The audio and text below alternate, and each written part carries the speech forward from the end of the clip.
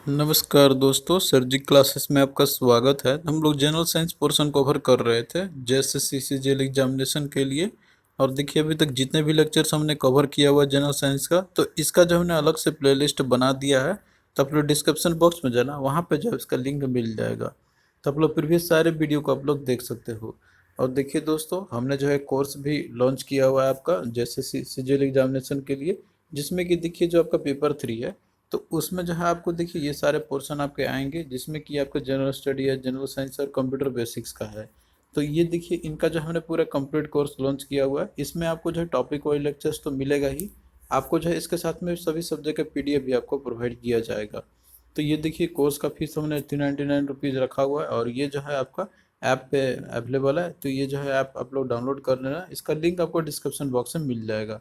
और कोई भी आपका डाउट है इस कोर्स से रिलेटेड, तो आप लोग इस नंबर पर संपर्क कर सकते हो। तो आपका जो है तुरंत ही क्वेरी आपके रिजॉल्व हो जाएंगे। और देखिए एग्जाम प्रिपरेशन के लिए आपके काफ़ी बेनिफिशियल रहेगा। हमने इसमें कम्प्रिहेंसिव वे में डिजाइन किया हुआ है इन सबको। इतना अगर आप लोग कर लेते हो, तो आपको जो है और एक्स्ट्रा ज़्यादा ज़रूरत पड़ने की ज़रूरत तो नहीं पड़ेगी। हमने पूरा एनालिसिस करते ही जो है इन सबको बनाया हुआ है। और इसके साथ में देखिए जो आपका पेपर 1 है, जिसमें कि हिंदी इंग्लिश पोर्शन है आपका, तो इसके लिए भी हमने कोर्स लॉन्च किया हुआ है, जो कि अब क्वालिफाइड नेचर का है। बस आपको देखिए इस सीरीज में इतना ही करना है जो हमने आगे इसमें प्रोवाइड किया हुआ है, तो आपका देखिए एग्जाम इजीली क्वालिफाई आपका हो जाएगा। इसमें भी आपको टॉपिक वाइज लेक्चर और सब्जेक्ट का पीडीएफ आपको मिल जाएगा। और इसके साथ में हमने अलग से पीडीएफ भी आपको दिया हुआ है, जैसे साइंस का, कंप्यूटर का हो, या फिर हिंदी का हो, या फिर इंग्लिश का हो आपका। तो इन सब का जो है हमने दिया हुआ है, तो सबका लिंक आपको डिस्क्रिप्शन बॉक्स में मिल जाएगा। तो आप लोग जो भी तरीके से प्रिपेयर करना चाहते हो आप लोग कर सकते हो। हमने सारा फैसिलिटी जो है आपके लिए अवेलेबल करा दिया है। तो आज के क्लास में जो है हम लोग केमिस्ट्री के बारे में स्टडी, हम लोग केमिस्ट्री पोर्शन स्टार्ट करेंगे। बायोलॉजी का जो पोर्शन था वो हमने आपका फिनिश करा दिया है। तो देखिए यहाँ पे स्टार्टिंग करेंगे हम लोग, इसका जो फर्स्ट सब्जेक्ट पार्ट है आपका केमिस्ट्री का ब्रीफ ओवरव्यू से। तो वर्ड जो केमिस्ट्री है आपका, तो ये जैसे कि ये एक लैटिन वर्ड से आपका लिया गया हुआ है, जिसका जो मतलब लैटिन वर्ड है, तो उसका होता है आपका केमियो। तो इसका मतलब रहता है दैट इज़ ब्लैक कलर। और इसके बाद देखिए जो केमिस्ट्री सब्जेक्ट है, ये साइंस का ही ब्रांच है आपका, जिसके अंदर में जो है हम यहाँ पे क्या करते हैं कि जैसे जो कंपाउंड जो होते हैं उनके, तो उनका जैसे प्रॉपर्टीज, कंपोजिशन, या फिर जो है उनका सिंथेसिस कैसे होती है, और साथ में एक्शन और रिएक्शन क्या होते हैं, तो ये सारा स्टडी किया जाता है। तो देखिए केमिस्ट्री के जो जनक है, तो वो है लेविसियर। तो केमिस्ट्री के जो मतलब केमिस्ट एक्चुअली में लेविसियर, तो ये जो है इनको बुलाता है फादर ऑफ मॉडर्न केमिस्ट्री, यह इनके ओरिजिनेटर है। इस तरीके से देखिए जो ब्रांच है केमिस्ट्री का, इसके अंदर बहुत सारी चीज़ों के बारे में स्टडी किया जाता है। जैसे कि केमिस्ट्री का जो ब्रांच है, तो वो अलग अलग होते हैं। जैसे कुछ इसमें आपको इनऑर्गेनिक केमिस्ट्री होते हैं, कुछ ऑर्गेनिक केमिस्ट्री होती है, कुछ फिजिकल केमिस्ट्री होती है, फिर बायो केमिस्ट्री, और इसके साथ में एनालिटिक केमिस्ट्री है। तो मोस्टली ये इनका केवल ब्रांचेस है, जो कि अलग अलग सब्जेक्ट के रूप में पढ़ा जाता है। बट आपने जो पढ़ा होगा 11th 12th या फिर आपने अप टू 10th स्टैंडर्ड तक का, तो उसमें आपको बस एक ही सब्जेक्ट आपको रहता है केमिस्ट्री का। यानी कि ये सारे पोर्शन जो कंबाइन होकर मिलते हैं। लेकिन जब केमिस्ट्री ऑनर्स आप लोग करोगे, तो ये अलग अलग सभी को मिलती है पढ़ने के लिए। फिजिकल अलग, इनऑर्गेनिक अलग, ऑर्गेनिक और बायो केमिस्ट्री। तो बस ये ब्रांचेस है केमिस्ट्री के। तो ये एक ब्रीफ ओवरव्यू था आपका, जो कि आपके लिए इम्पोर्टेंट था। यहाँ पे आपको एक क्वेश्चन आपका आता है फादर ऑफ केमिस्ट्री की जो है किनको बुलाता है, तो ये बुलाता है लवोसियर को। अब आइए यहाँ पे हम लोग जो है इसका देखते हैं। जो कि इम्पोर्टेंट चैप्टर आपका है वो है स्टेट्स ऑफ मैटर का। तो स्टेट्स ऑफ मैटर जो है वो ये क्या होता है और मैटर क्या होता है, तो ये हम लोग यहाँ पे समझेंगे। तो देखिए कोई भी आप ऑब्जेक्ट को देखते होंगे आप लोग इस यूनिवर्स के अंदर में, तो वो जो है कुछ ना कुछ उसके अंदर में, जैसे उसकी स्पेस तो होती ही है, या फिर कुछ ना कुछ वो मास तो ऑक्युपाई करेगा ही करेगा। तो मैटर हम लोग बोलते हैं, कोई भी चीज़ को हम लोग बोलते हैं मैटर को। मैटर हम लोग बोलते हैं उसी चीज़ को कि जिसके अंदर में मास होगा, और साथ में जो है वो कुछ ना कुछ स्पेस को ऑक्युपाई करेगा। तो anything that has mass and occupy space is called matter. तो ये जो मैटर का सिंपल सा डेफिनेशन आपका हो गया। तो देखिए जो मैटर है आपके, तो इसके स्टेट भी होते हैं, यानी कि वो किस अवस्था में है आपका। जो डिस्टिंक्ट फॉर्म जो रहते हैं मैटर के, वो अलग अलग एक मैटर एक फॉर्म में एग्जिस्ट आपका कर सकता है। तो मेनली जो मैटर है आपका, तो ये जो है क्लासीफाई किया था दो चीज़ के बेसिस पे। एक होता है फिजिकल स्टेट के बेसिस पे, दूसरा होता है इसका केमिकल कॉन्स्टिट्यूशन के बेसिस पे। तो हम लोग यहाँ पे सबसे पहले फिजिकल स्टेट के बेसिस पे देखेंगे मैटर के जो है इसके फॉर्म कितने होते हैं। तो देखिए फिजिकल स्टेट के बेसिस पे जो है मैटर जो है आपका इन तीनों फॉर्म में एग्जिस्ट करते हैं। जैसे कुछ सॉलिड्स के फॉर्म में, लिक्विड्स के फॉर्म में, और जो है ये सर आपका गैसेस के फॉर्म में होते हैं। और ये जो 3 फॉर्म है मैटर का, तो ये देखिए इसलिए पाया जाता है क्योंकि जो इंटरमॉलिक्यूलर जो फोर्सेज जो होती है ये एग्जिस्ट करती है इनके बीच में, यानी कि जो फोर्स जो होता है एटम और मॉलिक्यूल्स के बीच में आपस में, तो ये उनके चलते ये एग्जिस्ट करते हैं तीनों फॉर्म में।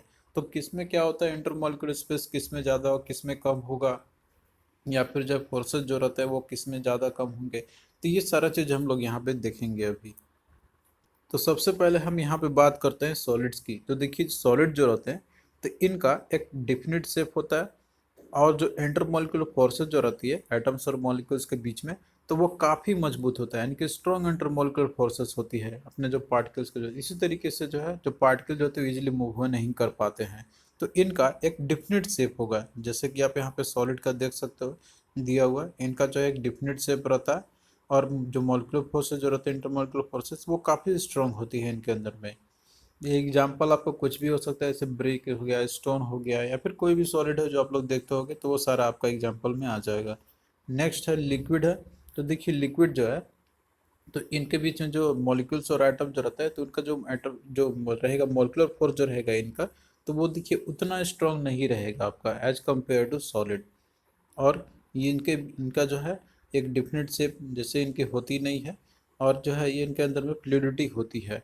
अब ये शेप इनका नहीं होता है क्योंकि देखिए ये जो है फ्लो करते हैं, और जिसमें भी आप लोग रखोगे वो उसी का वो शेप ले लेगा। जैसे वाटर को ही आप लोग कोई ग्लास में रखो तो वो उसी का शेप वो ले लेगा, अब उसी को पलट के हम लोग रख देते हैं किसी कटोरी में रख देंगे तो उसी का शेप ये ले लेगा। तो इसलिए कोई इनका एक डिफिनिट शेप नहीं होती है, और फ्लूइडिटी होगी इनके अंदर में, जैसे एग्जांपल आपका मिल्क और वाटर का हो गया। नेक्स्ट है गैस है आपका। तो देखिए गैस जो है तो एक्सट्रीमली वीक होती है इंटरमॉलिक्यूलर प्रोसेस इनके बीच में, जो एटम्स मॉलिक्यूल जो रहते हैं उनके बीच में। और ये जो है फ्रीली मूव कर सकता है, और ये जो है कोई भी स्पेस को ऑक्यूपाई ये कर सकते हैं ये। तो यहाँ देखिए गैस का देखिए देखिए काफ़ी जो है इनके बीच में मॉलिक्यूलर फोर्सेस काफ़ी वीक होती है, तो ये पूरे एक्सपैंड ये कर जाते हैं। तो ये तो आपका जैसे फिजिकल स्टेट के बेसिस पे था क्लासिफिकेशन। अब देखते हैं हम लोग केमिकल कंपोजिशन के बेसिस पे, यानी कि जो केमिकल कंपोजिशन जो रहती है मैटर का उसके बेसिस पे क्लासीफाई किया गया है इनको। तो ये जो है किस तरीके से क्लासीफाई किया गया, तो इनको देखिए एलिमेंट्स, कंपाउंड और मिक्सचर के फॉर्म में क्लासीफाई किया जाता है केमिकल कंपोजिशन के बेसिस पे। तो ये तो आपका जैसे हो गया इनका मैटर का क्लासिफिकेशन। अब यहाँ पे देखिए एक ओवरव्यू आपका दिया हुआ है जो मैटर जो रहते हैं इसके कितने अवस्था हो सकते हैं, जैसे हमने आपको बताया था कि फिजिकल स्टेट, दूसरा आपको होता है केमिकल कंपोजिशन के बेसिस पे। तो इसमें आपका सॉलिड, लिक्विड और गैस, ये एग्जांपल आपके दिए, ये सब ऑलरेडी हमने आपको बताया हुआ है यहाँ पे। और जो केमिकल कंपोजिशन के बेसिस पे जो क्लासिफिकेशन किया गया है, तो इसमें होते हैं आपके एलिमेंट, कंपाउंड और मिक्सचर। तो देखिए जो एलिमेंट है तो ये आपके मेटल भी हो सकते हैं, नॉन मेटल भी हो सकते हैं, और मेटलॉइड भी हो सकते हैं। ये सारा चीज़ आपने देखा भी होगा, एग्जाम्पल आपका दिया हुआ है, आपने पहले स्टडी किया भी होगा। और जो कंपाउंड जो होते हैं, तो ये कंपाउंड आपके दो तरीके होते हैं, एक ऑर्गेनिक कंपाउंड, दूसरा आपका होता है इनऑर्गेनिक कंपाउंड। जैसे कि ऑर्गेनिक कंपाउंड का एग्जांपल आपका अल्कोहल हो गया, और इनऑर्गेनिक कंपाउंड का एग्जांपल आपका सोडियम क्लोराइड हो गया। और वहीं जो मिक्सचर के फॉर्म में जो होते हैं, तो इसमें देखिए मिक्सचर आपके दो टाइप होते हैं, एक होमोजेनियस मिक्सचर और दूसरा आपका होता है हेट्रोजेनियस मिक्सचर। तो जो होमोजेनियस मिक्सचर है, तो इसमें देखिए जो पार्टिकल जो रहते हैं, जो सॉलिड पार्टिकल जो रहते हैं इसके अंदर में, तो वो जो है पूरी तरीके से यूनिफॉर्म होता है, यानी कि ये जो है आप इनको इजिली नेकेड आई से आप लोग नहीं देख सकते हो। एग्जाम्पल आपका जैसे हनी हो गया, जो कि एक सॉल्यूशन का एग्जांपल है आपका। और वहीं जो हेट्रोजेनियस मिक्सचर जो होते हैं, तो देखिए इनको जो है सेपरेट किया जा सकता है और ये इजिली विजिबल होते हैं। जैसे कि मिक्सचर आपका है शुगर का और सैंड का आपका हो गया, या फिर कोल और सैंड का आपका हो गया, तो उसमें जो है इजिली आपको पार्टिकल्स विजिबल आपके हो जाएंगे, उनको सेपरेट भी कर सकते हो। तो इस तरह के जो होते हैं मिक्सचर को बोलते हैं ना हेट्रोजेनियस मिक्सचर। जैसे एग्जांपल आपका है सस्पेंशन और कोलाइड, तो ये भी जो हेट्रोजेनियस मिक्सचर के ही ये सारे एग्जांपल है आपके। अब भाई यहाँ पे हम लोग कुछ इंपॉर्टेंट जो है टर्म्स देखते हैं हम लोग, जो कि इंपॉर्टेंट है, क्वेश्चन आपका इनसे बनता है एग्जामिनेशन में। तो यहाँ देखिए दिया हुआ है लिक्विड स्टेट्स ऑफ मैटर के बारे में, मतलब जो लिक्विड जो स्टेट जो होती है मैटर का, तो उससे रिलेटेड कुछ आपके लिक्विड के प्रॉपर्टीज पूछे जाते हैं। जैसे कि बॉइलिंग पॉइंट है आपका। तो देखिए बॉइलिंग पॉइंट हम लोग किसको बोलते हैं हम लोग, तो बॉइलिंग पॉइंट जो है, तो ये वो टेम्परेचर आपका है कि जिस टेम्परेचर पे जो है जो वेपर प्रेशर होती है लिक्विड का, तो वो जो है एटमॉस्फेरिक प्रेशर के बराबर आपका हो जाता है। और इस स्टेट में जो लिक्विड है तो वो आपका चेंज हो जाएगा, वेपर के फॉर्म में चेंज हो जाएगा। तो देखिए बॉइलिंग पॉइंट कोई भी जैसे रहता है आपका वाटर का रहता है 100 डिग्री सेल्सियस रहता है आपका। तो उस टेम्परेचर पे क्या होता है कि जो वेपर प्रेशर है लिक्विड का, तो वो एटमॉस्फेरिक प्रेशर के बराबर में आ जाता है। तो इसलिए जो है वो फिर आपका वाटर जो है फिर वो वेपर में चेंज आपका हो जाएगा। तो इस तरीके से जो बॉइलिंग पॉइंट आपका रहता है किसी भी चीज़ का हो, तो वो डिपेंड करता है एटमॉस्फेरिक प्रेशर के ऊपर में। तो एटमॉस्फेरिक प्रेशर अगर मान लीजिए कि अगर इंक्रीज करता है, तो इसीलिए जो भी रिक्वायरमेंट होगी हीट करने के लिए, तो वो भी उसके लिए ज़्यादा ज़रूरत पड़ेगा। जैसे लिक्विड को जो है हायर टेम्परेचर पे हीट करना पड़ेगा अगर एटमॉस्फेरिक प्रेशर अगर ज़्यादा होगा, तो क्योंकि टोटली ये डिपेंड करता है एटमॉस्फेरिक प्रेशर पे ही। तो इस तरीके से देखिए क्वेश्चन आपका जैसे एग्जांपल में ही पूछा जाता है यहाँ पे कि जैसे हाई अल्टीट्यूड पे जाते हैं हम लोग, तो वहाँ पे क्या होगा। तो देखिए हाई अल्टीट्यूड पे जब हम लोग जाते हैं, हाई अल्टीट्यूड पे, तो एटमॉस्फेरिक प्रेशर क्या होता है हाई अल्टीट्यूड पे, तो वहाँ पे लो होती है। तो अब देखिए क्या होगा यहाँ पे कि जो वेपर प्रेशर होगा लिक्विड का, तो उसका क्या होगा यहाँ पे वो कम करना पड़ मतलब कम पे ही हो जाएगा, क्योंकि जब वहाँ पे एटमॉस्फेरिक प्रेशर भी लो है, तो लिक्विड जो है आपका एट हाई अल्टीट्यूड पे, तो वो कम टेम्परेचर पे ही बॉयल आपका हो जाएगा, लोअर टेम्परेचर पे ही हो जाएगा। क्योंकि जो वेपर प्रेशर है वो जो है इक्वल लाने के लिए हमें कम टेम्परेचर की जरूरत पड़ेगी। तो देखिए वाटर जनरली जैसे 100 डिग्री सेल्सियस पे अगर सी लेवल की बात करते हैं, तो ये 100 डिग्री सेल्सियस पे बॉयल करता है आपका। लेकिन जब हाई एल्टीट्यूड पे जाएंगे हम लोग, तो वहाँ पे जैसे कि आपका एटमॉस्फेरिक प्रेशर क्या होता है कम होती है, तो वो जो है आपका कम में ही हीट हो जाएगा, कम में ही बॉयल हो जाएगा। यानी कि वो अगर हम लोग हाई एल्टीट्यूड पे जाए तो 100 डिग्री सेल्सियस के बजाय वहाँ पे हो सकता है कि 90 डिग्री पे ही या फिर 95 डिग्री पे ही लगभग जो है वो बॉयल कर जाए आपका, क्योंकि वहाँ पे वेपर प्रेशर जो है एटमॉस्फेरिक प्रेशर को लाने के लिए जो है कम टेम्परेचर की ज़रूरत पड़ती है। तो ये टोटली डिपेंड करता है आपका एटमॉस्फेरिक प्रेशर के ऊपर में। तो आई होप कि अब ये सारा चीज़ पॉइंट आपको समझ में आ गया होगा। नेक्स्ट देखिए जो प्रॉपर्टी है, तो वो आपका सरफेस टेंशन है। तो देखिए सरफेस टेंशन क्या होता है, तो इसका जो डेफिनेशन आप करते हैं that is force per unit length acting perpendicular to the tangential line drawn on the surface of the liquid. तो देखिए ये क्या आपका होता है कि फोर्स पर यूनिट लेंथ जो कि परपेंडिकुलरली एक्टिंग करती है टेंजेंशियल लाइन पे। तो यहाँ पे देखिए सरफेस टेंशन के चलते जो है इसका एक फिनोमिना आपका रहता है लिक्विड ड्रॉप्स का, यानी कि जो बूंदे जो बरसती पानी की जो बूंदे जो होती है, तो उनका देखिए जो शेप जो रहता है तो वो नियरली स्फेरिकल शेप अपना ले लेता है वो। तो ये इसलिए लेता है क्योंकि देखिए स्फेयर का जो शेप जो रहता है, मतलब एक स्फेयर जो रहता है एक्चुअली में, तो उसका जो सरफेस एरिया होता है वो मिनिमम होती है। जैसे कोई भी अगर लिक्विड का वॉल्यूम आपका दिया हुआ है, तो उस केस में जो स्फेरिकल है तो उसका मिनिमम सरफेस एरिया होती है। तो कोई भी लिक्विड जब मान लीजिए कोई बारिश की जो बूंदे भी जो होती है, तो वो चाहता है कि उसका एक मिनिमम सरफेस एरिया हो, तो इसलिए वो शेप अपना स्फेरिकल का ले लेता है। तो ये होता है आपका सरफेस टेंशन के चलते। तो ये जो है आपको याद रखनी है, ये फिनोमिना पूछा आता है आपका। अब देखिए सरफेस टेंशन का टेम्परेचर पे क्या इफेक्ट पड़ता है। तो देखिए सरफेस टेंशन जो है आपका ये डिक्रीज करेगा राइज इन टेम्परेचर के साथ में। अगर टेम्परेचर आपका अगर इंक्रीज करेगा तो सरफेस टेंशन डिक्रीज करेगा, यानी कि इन्वर्स रिलेशनशिप होती है इन दोनों के बीच में। यहाँ पे इसलिए हो रहा है क्योंकि देखिए जो सरफेस टेम जो आपका हो रहा है, यानी कि जो सरफेस टेंशन अगर डिक्रीज हो रहा है आपका टेम्परेचर का राइज करने से, इसलिए होती है क्योंकि देखिए जो काइनेटिक एनर्जी जो रहती है, फिर जो स्पीड जो रहती है मॉलिक्यूल्स का, वो इंक्रीज कर जाती है टेम्परेचर के चलते। तो इसके चलते क्या होगा यहाँ पर जो इंटरमोलिकुलर जो फोर्सेस है, जो फोर्सेस रहती है इंटरमोलिकुलर का, वो डिक्रीज कर जाएगी। तो इसलिए जो सरफेस टेंशन है वो भी आपका डिक्रीज हो जाएगा। जैसे इसी का एग्जांपल लेके अगर हम लोग बात करते हैं कि जो क्लॉथ जो होते हैं, यानी कि जो हमारा जो वाशिंग क्लॉथ जो हम लोग कपड़े को धोते हैं, हम लोग वाश क्लॉथ करते हैं हम लोग यहाँ पे, तो ये किस में ज़्यादा आपका इफिशिएंटली जो है वो धुल जाएगा। अब एक आप लोग लो हॉट वाटर लो गर्म पानी के साथ करो, और एक जो है कोल्ड वाटर के साथ आप लोग करो, तो ये किस में ज़्यादा जो है आपका इजली वो धुल जाएगा। तो जाहिर सी बात है कि टेम्परेचर ज़्यादा रहेगा हॉट वाटर के अंदर में, तो वहाँ पे देखिए आपका वो इजली इफिशिएंटली जो है वो आपका वो वॉश हो जाएगा। लेकिन अगर कोल्ड वाटर के साथ करोगे आप लोग, तो वहाँ जो उतना ज़्यादा इफिशिएंटली नहीं होगा जितना कि हॉट वाटर में आपका होगा, क्योंकि देखिए हॉट वाटर में जो यहाँ पे सरफेस टेंशन जो रहती है, तो वो आपको उसकी क्या होता है डिक्रीज हो जाती है। नेक्स्ट देखिए फ्रीजिंग पॉइंट है आपका। तो फ्रीजिंग पॉइंट क्या होती है कि ये देखिए वो टेम्परेचर है कि जहाँ पे लिक्विड जो है वो फ्रीज आपका कर जाता है एक सर्टेन प्रेशर पे, इसको बोलते हैं हम लोग फ्रीजिंग पॉइंट हम लोग बोलते हैं।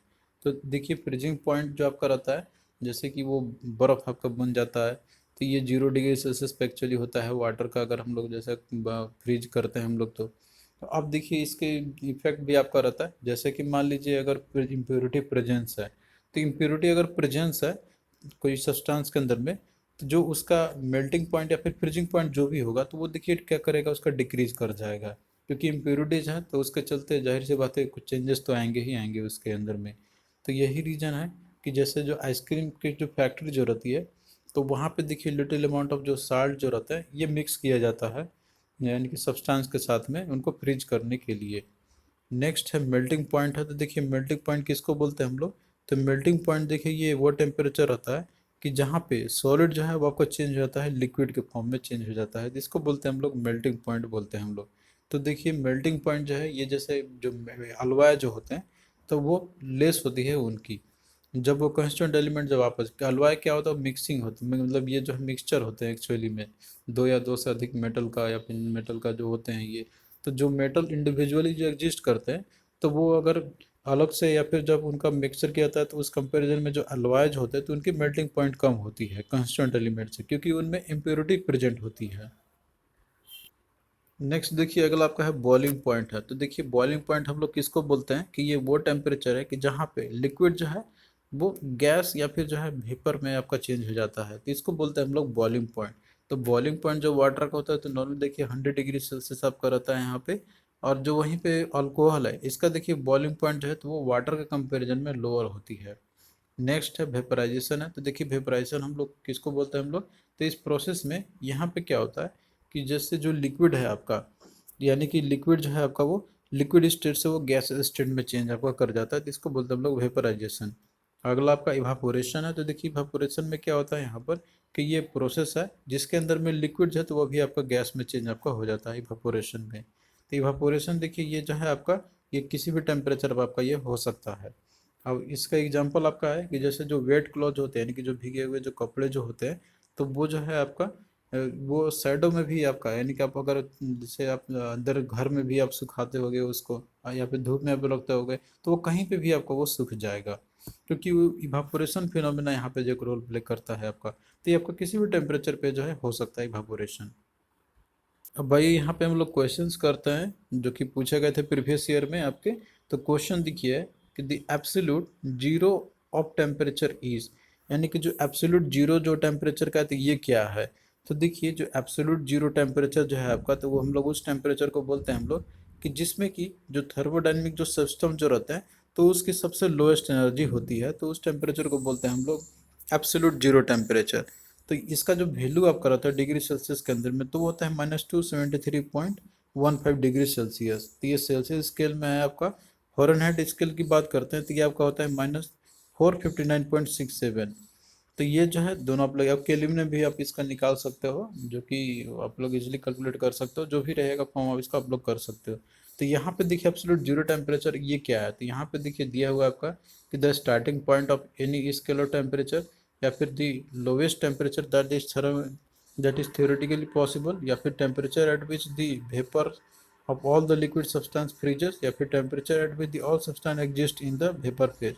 तो इन सब में से जो सबसे बेस्ट सुटेबल जो है आपका तो वो क्या है कि ये जो सबसे लोएस्ट टेम्परेचर होती है जो कि थियोरेटिकली पॉसिबल होती है, तो ये क्या है आपका ऑप्शन बी यहाँ पे हो जाएगा। नेक्स्ट देखिए दिया हुआ है the process of conversion of water to water vapour is called, यानी कि एक जो प्रोसेस है आपका जिसमें कि जो वाटर जो है वाटर वेपर में आपका वो कन्वर्ट हो जाता है। तो देखिए इस प्रोसेस को बोलते हैं हम लोग इवापोरेशन हम लोग बोलते हैं। इवापोरेशन क्या है कि इसके अंदर में वाटर जो है तो वाटर वेपर में चेंज आपका हो जाता है, तो ये हमने आपको बताया भी था। और बाकी देखिए इसमें सेडिमेंटेशन है, तो ये एक तरीका होता है जिसमें कि जो पार्टिकल जो रहते हैं तो वो सेटल कर जाते हैं नीचे। और बाकी जो कंडेंसेशन जो प्रोसेस है तो इसमें देखिए क्या होता है यहाँ पर कि एक कंडेंसेशन होती है, यानी कि वेपर से वो फिर वापस जो है फिर ये अपना लिक्विड स्टेट में आ जाता है। फिल्ट्रेशन एक अलग प्रोसेस है प्योरीफाई करने के लिए, तो आपको सभी टर्म्स को वो जो है समझना होगा। नेक्स्ट देखिए दिया हुआ है the normal atmospheric pressure water boils at what temperature, यानी कि नॉर्मल एटमॉस्फेरिक प्रेशर है तो वाटर जो है वो कितने टेम्परेचर को बॉईल कर जाएगा। तो देखिए नॉर्मल एटमॉस्फेरिक प्रेशर जो है तो वाटर की जो बॉइलिंग पॉइंट होती है तो बहुत ही 100 डिग्री सेल्सियस। तो क्या होगा डी इसका देखिए राइट आंसर हो जाएगा। तो देखिए क्वेश्चन जो है आपका टॉपिक से ही पूछे जाएंगे जो कि हमने आपको सारा चीज़ यहाँ पे दिया हुआ है। और आप लोग अगर और भी अच्छे से पढ़ना चाहते हो तो कोर्स में आप लोग इनरोल हो सकते हैं, वहाँ पे हमने ये सारा चीज़ ऑलरेडी फिनिश करा दिया है बहुत पहले ही। यहाँ पे भले ही टाइम आपको लग रहा होगा लेकिन आपका जो वहाँ पे बहुत जल्दी फिनिश हो जाएगा बहुत जल्दी आपका हो जाएगा तैयारी। तो आप लोग इसमें एनरोल हो सकते हो, लिंक जो आपको डिस्क्रिप्शन बॉक्स में मिल जाएगा। तो थैंक यू दोस्तों, को कैसा लगा ये लेक्चर आप लोग कमेंट करके ज़रूर बताना। और देखिए इसी तरीके से आगे भी जो है आपका क्लास ये चलता ही रहेगा। तो चलिए मिलते हैं फिर नेक्स्ट वीडियो में।